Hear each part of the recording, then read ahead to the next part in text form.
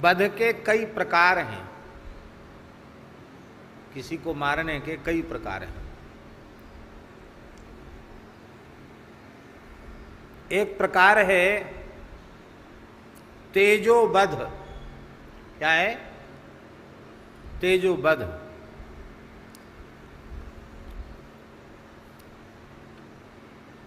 चलो हम तेजोवध को इस रूप में निवेदन करते हैं।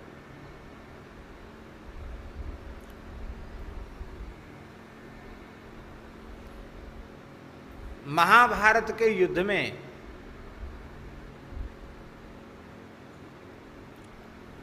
भगवान श्री कृष्ण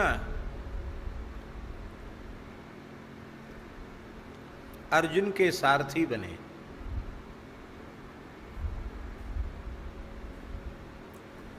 कर्ण ने कहा कि अर्जुन को जितना उत्तम सारथी प्राप्त है उतना बढ़िया उत्तम सारथी यदि मुझे उपलब्ध हो जाए तो महाराज दुर्योधन आप अपनी विजय सुनिश्चित समझें।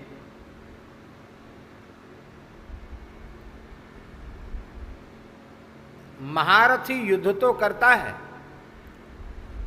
पर महारथी के युद्ध में सारथी की भूमिका बहुत महत्वपूर्ण होती है।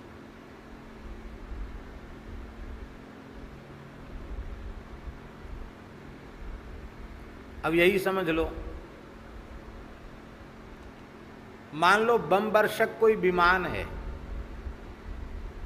आजकल तो वही युद्ध की पद्धति हो गई है।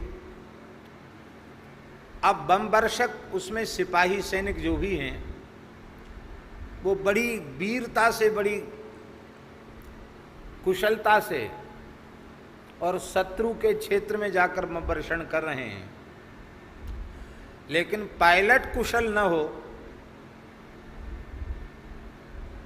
तो सबके प्राण संकट में आ सकते हैं कि नहीं? सारी शूरता वीरता धरी की धरी रह जाएगी।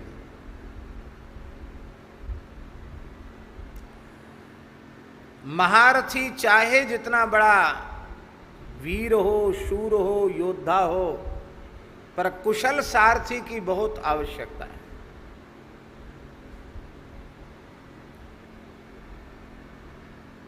भैया ये जीवन भी रथ ही है और भगवान श्री कृष्ण से बढ़कर कुशल सारथी और कोई दूसरा नहीं है। इन अपने इंद्रिय रूपी अश्वों की लगाम अपने प्राण प्यारे श्री गोविंद प्रभु के हाथ में सौंप दो।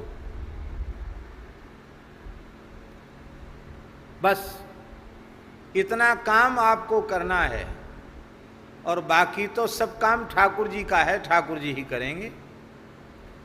इतना काम यदि आप कर लें अपने जीवन में तो भगवान कह देंगे निमित्त मात्रम भव सभ्य साचिन। तुम तो केवल निमित्त मात्र बन जाओ, बाकी सब काम हमको ही करना है। अपने जीवन के रस की बागडोर भी श्री ठाकुर जी के हाथ ही सौंप देनी चाहिए।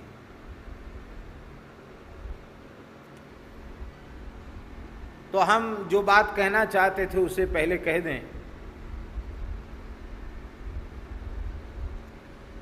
तो भगवान श्री कृष्ण पांडवों की ओर हैं, अब वो तो आने से रहे, उनके जैसा दूसरा कौन हो सकता है। तब सबकी दृष्टि पांडवों के मामा जी शल्य पर पड़ी और शल्य पांडवों के मामा हैं तो कौरवों के भी मामा हैं, पर पांडवों के खास मामा हैं क्योंकि माद्री के भाई।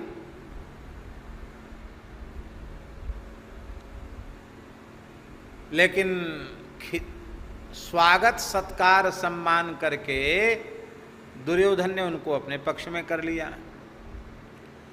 इसमें भी कूटनीति शकुनी की ही थी। और जब उन्होंने दुर्योधन को सहायता का आश्वासन दे दिया, दुर्योधन के पक्ष में लड़ने का वचन दे दिया, तब सबने शल्य को प्रार्थना की कि भाई देखो, उधर तो अर्जुन हैं और इधर हमारे ओर कर्ण हैं, पर अर्जुन को श्री कृष्ण सारथी के रूप में प्राप्त हैं, पर यहाँ कर्ण को उतना उत्तम कोई सारथी प्राप्त नहीं है। आप यदि सारथी बन जाएं तो बहुत अच्छा है। इतना सुनते ही शल्य भड़क गए, उनके होठ क्रोध में कांपने लगे, नेत्र लाल हो गए। उन्होंने कहा, मैं इस नीच सूत पुत्र का सारथी बनूंगा? क्या मैंने अपना स्वाभिमान पूरी तरह गिरवी रख दिया है क्या? उठकर सभा से जाने लगे। मैं पांडवों के पक्ष में भी नहीं जाऊंगा और तुम्हारे पक्ष में भी नहीं रहूंगा, मैं जा रहा हूं। बड़े प्रयत्न पूर्वक समझा बुझा के उनको लाया गया, हाथ पांव जोड़ करके कैसे भी करके शल्य को राजी कर लिया। शल्य जी राजी हो गए, मामा जी राजी हो गए, बोले ठीक है लड़ेंगे, सारथी बनेंगे। अब यह सूचना जैसे ही पांडवों की ओर पहुंची तो पांडव बड़े हताश और निराश हो गए। वहाँ तो शकुनी है और यहाँ भगवती सरस्वती जिनके संकल्प से प्रकट होती है, वो साक्षात परिपूर्ण परमात्मा श्री कृष्ण है। भगवान ने कहा, देखो मामा जी तो तुम्हारे भी हैं। युधिष्ठिर से कहा कि तुम एकांत में जाकर उनसे मिलो और प्रार्थना करो कि मामा जी अब जो होना था सो तो हो गया, अब हम भी तो आपके भांजे हैं और हर प्रकार से हमारे साथ अन्याय हुआ है, अत्याचार हुआ है, हम विपन्न हैं, तो गरीब की सहायता, विपन्न की सहायता करना मानवता है, उसमें भी हम आपके भांजे हैं, तो हमारा थोड़ा तो ध्यान आपको रखना चाहिए।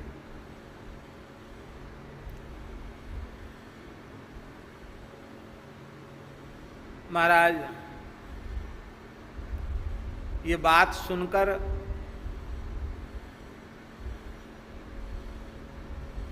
शल्य ने कहा कि युधिष्ठिर मैं क्या करूं, मैं अब उनके अधीन हो गया हूं। मैं मनवाणी क्रिया से सत्य का पालन करता हूं। मैंने यदि उन्हें वचन दे दिया है तो मैं उस वचन से हट नहीं सकता। पर तुम्हारी भी बात सही है, तुम्हारा तो मैं खास मामा हूं, तो मैं तुम्हारी क्या सहायता कर सकता हूं।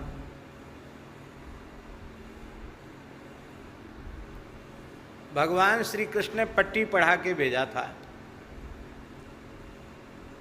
इतना चतुर खिलाड़ी हमारे ठाकुर जी के जैसा कौन होगा।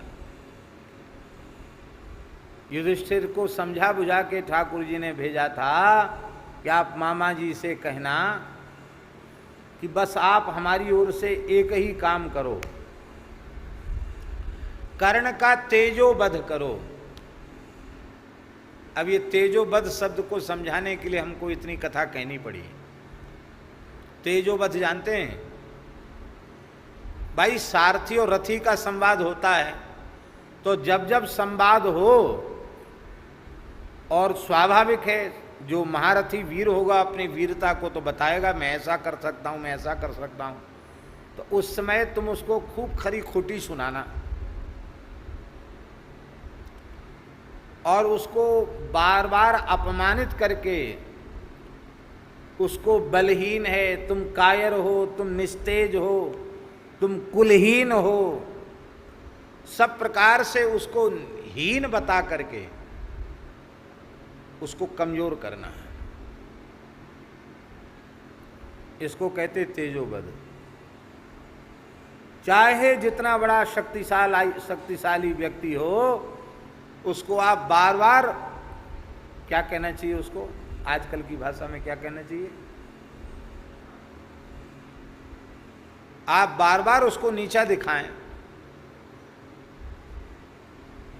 ऐसी भावना ऐसी बात उसके सामने करें कि उसका उत्साह जाता रहे और हीन भावना उसके भीतर घर कर जाए, अरे भाई अब कुछ भी हो इसके सामने मैं बोल नहीं सकता हूं।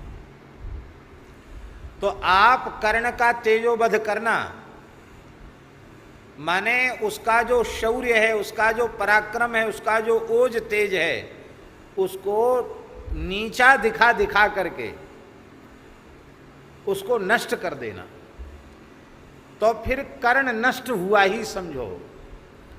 वीर के भीतर जब उत्साह नहीं रह जाता है तो वह वीर मरे हुए के जैसा हो जाता है। यही एक उपाय कर्ण को मारने का है, अन्यथा महाराज विजय तुमको नहीं मिल पाएगी। बोले सारथी तो आप बनो, लेकिन एक बात पक्की कर लो कि हम सारथी तो तुम्हारे रहेंगे, पर हम जो कुछ भी कहें अच्छा बुरा वो तुम्हें सुनना पड़ेगा। ये पक्का कर लो उससे, मरता क्या ना करता। शल्य ने उससे पक्का करवा लिया कि हम कुछ भी कहें तुमको सुनना पड़ेगा। ये तो तुम समझते हो कि हम तुमसे बड़े हैं, हाँ बड़े तो हो, मामा जी हो, तो हम कुछ भी कहेंगे तो झूठ तो बोलेंगे नहीं, सही बात कहेंगे। बोले हाँ सही कहेंगे। तो सही बात कई बार कड़वी होती है, कर्ण से ही स्वीकार, बोले हाँ कड़वी भी होती है, तो तुमको सुनना पड़ेगा, नाराज नहीं होगे। और कहीं तुमने हमको कटु वचन कह के अपमानित किया तो हम छोड़ के बीच में ही चले जाएंगे, और समझ लो। माने हम तुम्हारी सुनेंगे नहीं, तुमको हमारी सुननी पड़ेगी।